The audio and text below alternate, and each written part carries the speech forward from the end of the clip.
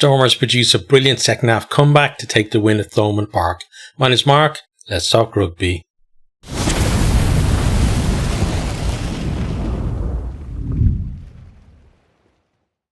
This game started pretty well for Munster, looking bright and dangerous early on. We have Kilgannon with great early break.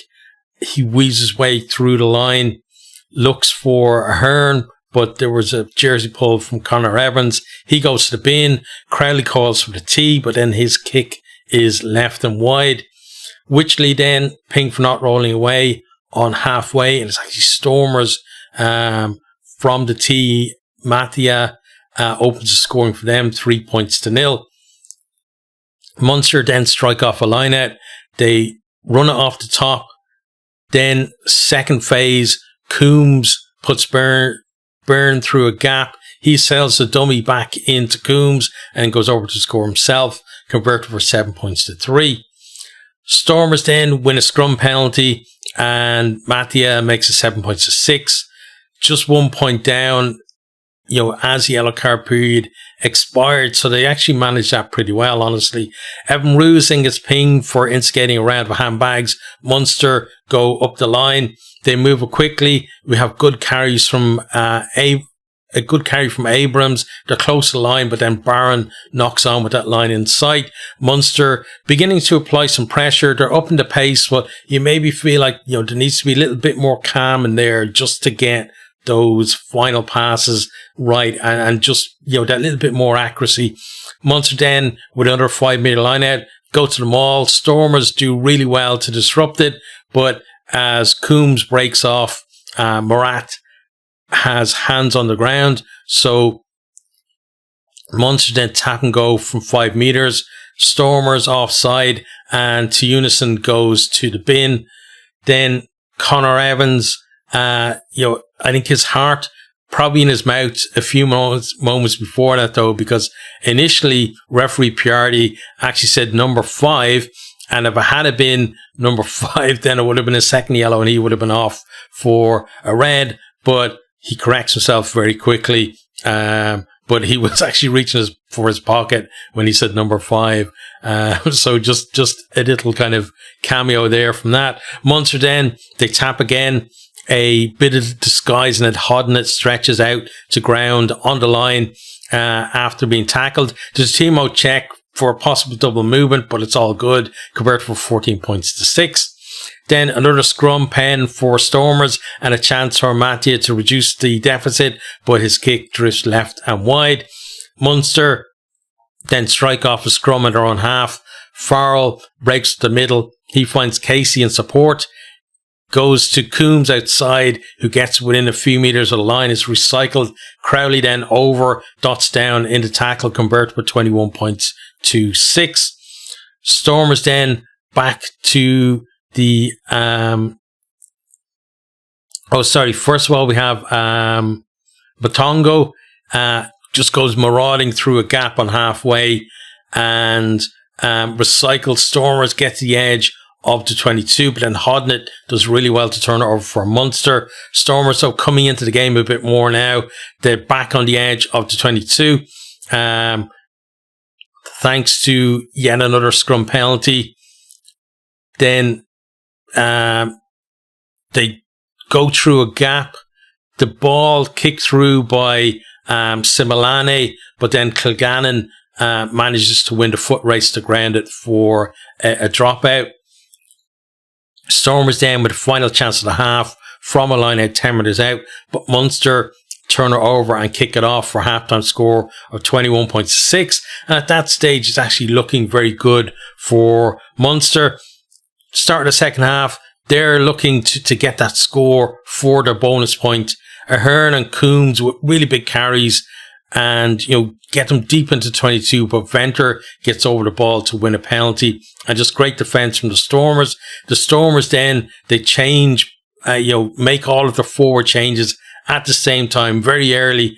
And they go up the line for a penalty, drive the maul. The maul work from the Stormers was really good. They made it very difficult for Munster to defend. They break off that maul over the line, but a Habutimo check shows that there was an obstruction in the setup of the maul. Lift their cable ahead of the ball carrier as they set it up, and they drove through him, so it's no try. If you're Irish, you've seen Irish provinces give that exact same penalty away so many times, and Munster actually did it later in the game as well. Back-to-back penalties then for Munster, and they kick to the corner. Stormers again, great maul defence, and they turn it over. And I thought, that Munster should have been looking to move that ball a bit quicker, from the maul, because the Stormers were doing a much better job. Then from the resulting scrum, Stormers win a penalty, and they're able to clear. Then they go up the line, they break off the maul, recycle on the line, a couple of times. They're putting now pressure back on Munster, and then the power takes them over the line, and it's Smith is the score. It's converted with 21 points to 13, and the Stormers are just beginning to take complete control of the game. Before we start, Timo check for a trip by Gavin Coombs as well in the build-up. You can see he's tripped Kotze, in that build-up. I think maybe a phase or two before they actually go over. So he goes to the bin.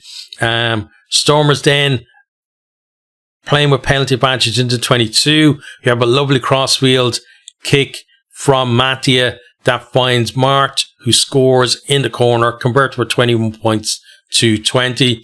So a 1 point game now, and Coombs is just returning to the field at that stage. And even at that point, you're thinking, Munster, you need to find something. Like, you can't just be soaking up pressure all the time. You have to find a score, and probably a try at some point. But they just weren't able to wrestle that momentum back for long enough. Munster then, they do look to run it from a scrum that's kind of in the middle of the field, around about halfway. Crowley tries like a wraparound pass, and it's just completely read like a book by Nell, who intercepts, and he just goes in between the posts. Nobody is going to catch him. 27 points to 21 after the conversion. The Stormers in the lead. Munster then, they're playing with advantage. Casey, his kick finds Farrell out on the right, and he goes over to score. It was a really great spot and kick by Casey, and Crowley nails the conversion.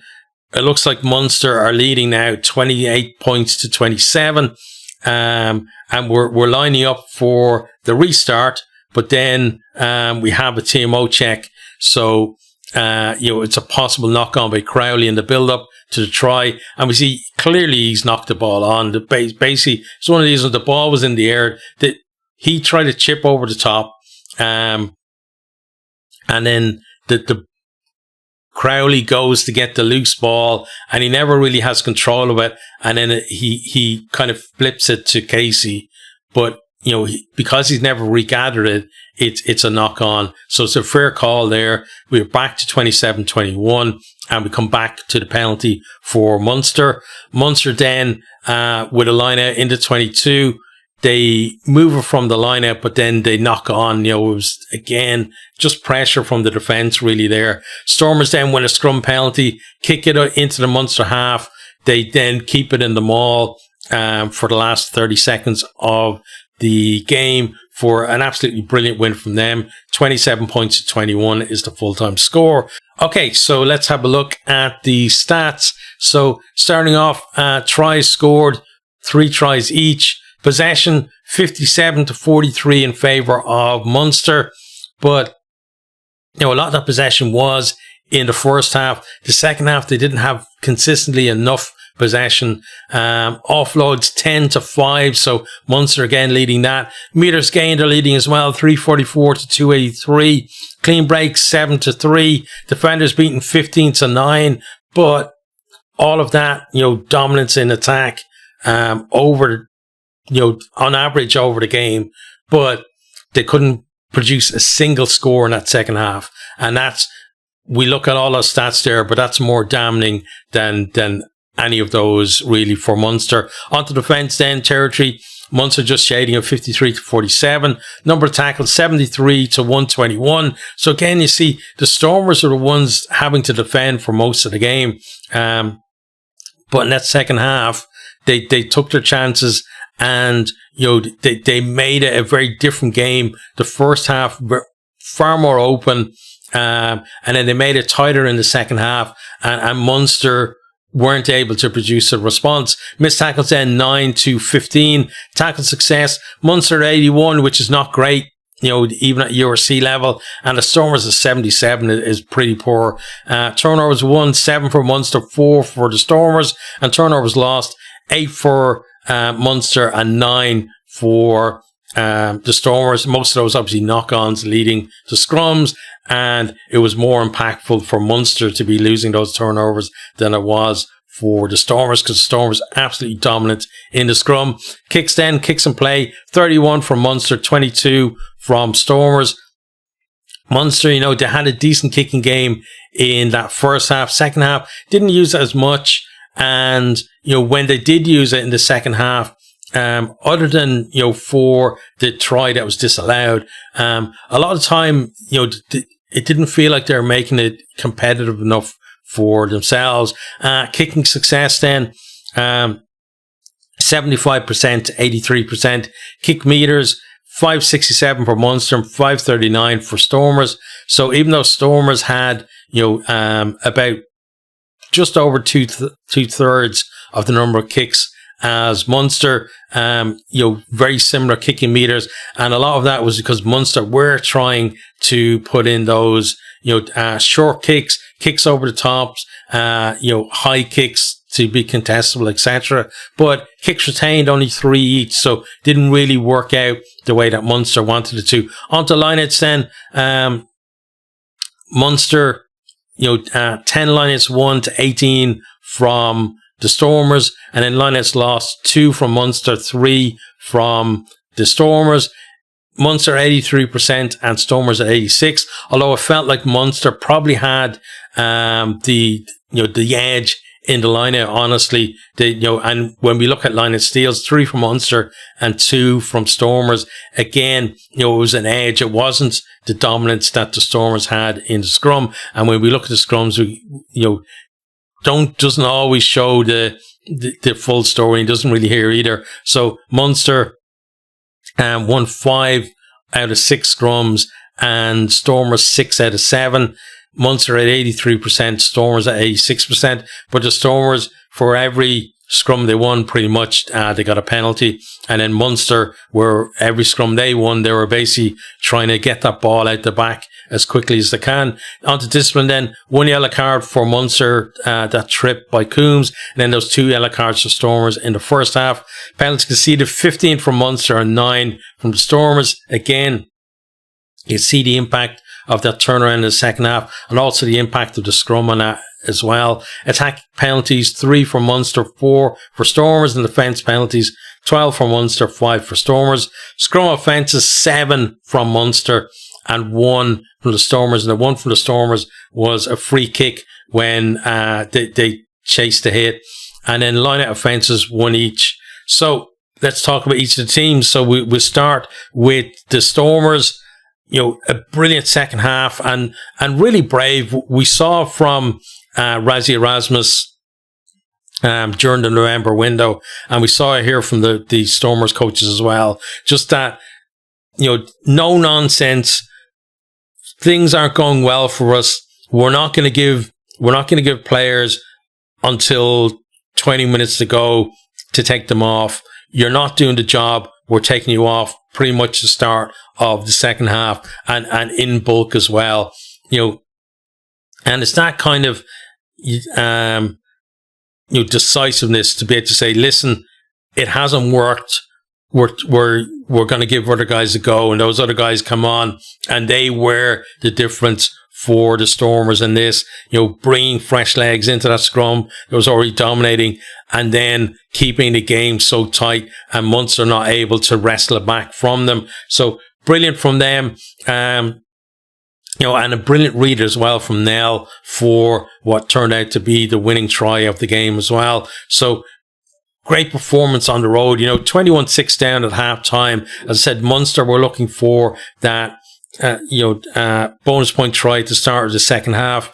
Stormers defended well during that period. And then after that, then, other than the disallowed try, we didn't see too many, positions that Munster got themselves in to be able to score. And again, that's credit to the Stormers, whereas the Stormers got themselves in positions, they got the scores that they needed, and they controlled the game in that second half, and Munster at home couldn't do anything about it. Then on to Munster, very good, very positive in the first half, and they looked to create spaces, get it out into the wide channels where they're having success with the likes of Kilgallen.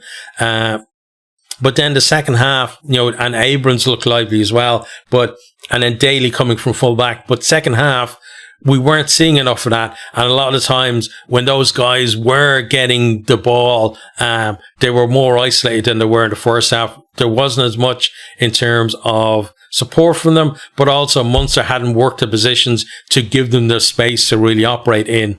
And it was very telling, I think, in that second half that, with Munster, that they, found it so difficult to get to any kind of real field position for themselves.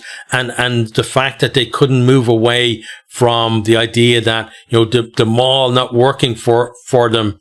So instead of, saying, okay, what we'll do then is we'll maybe set up a dummy maul and then switch it to the backs and give them a chance there, and then have the forwards coming around, maybe in a second wave and go that way. Instead, they were keeping it in the maul. They're keeping it in the maul far too late. And by that stage, they were struggling to get the ball out. They weren't really set in attack, in terms of just everyone was just standing still, because you don't have that momentum for people to be running onto the ball, because they don't know when the ball is bloody coming out of the maul. And already Stormers players know that the maul is going nowhere, and a few of the forwards have moved away into the defensive line, so they're more set in defence than Munster were in attack. So not great leadership when they were in those positions to be able to say, listen, we're not going to get that many chances, and we tried them all a couple of times, hasn't worked. We need to try something else. And there wasn't really, you couldn't see anybody really taking ownership of things on the field. So, disappointing defeat for Munster, but, it's an interesting one, because the first half was, some of the best we've seen Munster play this year, because we've talked about how Munster have gotten results without particularly playing all that well. And in the second half was maybe a little bit of, chickens coming home to roost, in that, the performance wasn't there, and they got punished for it. And they probably, you look back to that Edinburgh game where they probably should have got punished in that game as well. But, it's not the end of the world. They're still right up there at the top of the league. It's only one defeat. Yes, it was a top of the table clash, but it should be a bit of a wake up call, at least for them going into the European games. And you feel like, with Munster this season, with both of these teams really this season, that, this is not the end of this rivalry for this season, that these teams, it's one of those things, it's almost written in the stars that these teams are going to have an epic clash in the knockouts, for the URC at the end of this season. It's just, at this stage, you can't even tell whether both teams are going to get there. It looks like, on evidence of the first 6 rounds, they probably will, but it's just one of those feelings I have that these two are probably going to have an epic, whether it's quarterfinal, semi-final, or final in the URC this year. But a very entertaining game, especially coming off, talked about it in the comments yesterday on the Leinster game that, coming back from that high from in the build-up, but coming back from that high from the November international window and then coming back to URC, this was the game I think that we needed to lift us up. Not the result that obviously Munster fan and a lot of Irish fans wanted to see, but still, just very gripping game and gripping encounter, and well done to the Stormers for a brilliant win.